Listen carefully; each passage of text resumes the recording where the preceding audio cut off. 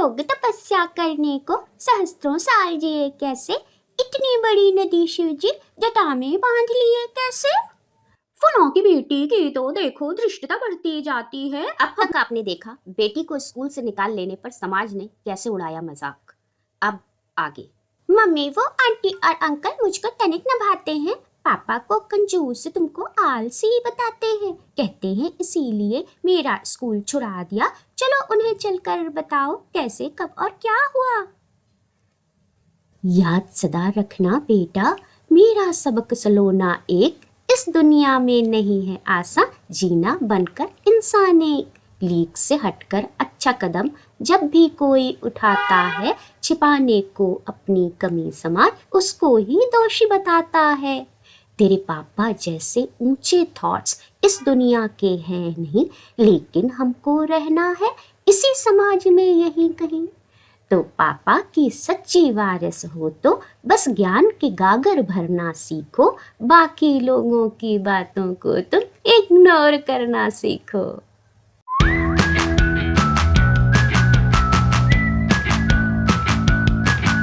पर ऐसा नहीं मम्मी पापा ने केवल लाड़ लड़ाए थे, बनाने को कर्मठ नागरिक श्रम भी बहुत कराए थे।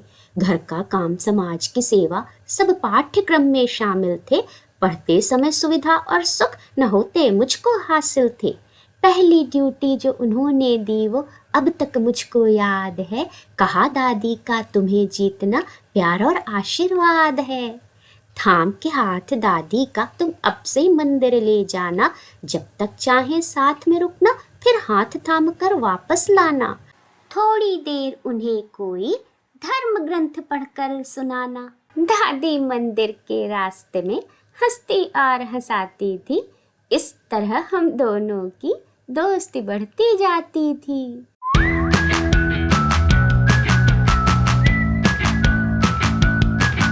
इस तरह उम्र और अनुभवों की सीढ़ियां कुछ और चढ़ी, दायरे जब नए खुले तो जिज्ञासाएं नई बढ़ी। लोग तपस्या करने को सहस्त्रों साल जिए कैसे, इतनी बड़ी नदी शिव जी जटा में बांध लिए कैसे। हनुमान जी वानर थे तो पंछी की तरह उड़े कैसे, पूजा मन का उत्थान है तो उसमें नियम जुड़े कैसे। उफ, फूलों की बेटी की तो देखो धृष्टता बढ़ती जाती है। अब तो धर्म ग्रंथों तक पर वो सवाल उठाती है। पर पापा ने कहा ये हंसकर, बेटा हर एक प्रश्न सलोना, मेरी जिज्ञासा को दिखाया लाइब्रेरी का दूजा कोना। फिर पापा के उत्तर भी नए दायरे गढ़वाने लगे, पुस्तकों के नए आयाम मुझको वो पढ़वाने लगे। सुनो शुरू में समाज हमारा अनपढ़ और मासूम था, पर उनको समझाने का ढंग ऋषियों को मालूम था। कुछ कहानियों के प्रतीकार्थ सच में बहुत ही हैं गहरे, ऋषियों को बिठाने थे हम पर नैतिकता के पहरे। कुछ रीतियाँ बनी थी हमें जीने की कला सिखाने को, कुछ बनाई गई हमें हेल्थ हाइजीन समझाने को और थोड़ी अस्तित्व में आ गई केवल मूर्खता निभाने को। वो कैसे पापा? सुनो कहानी, एक थी ऋषि और एक थी बिल्ली।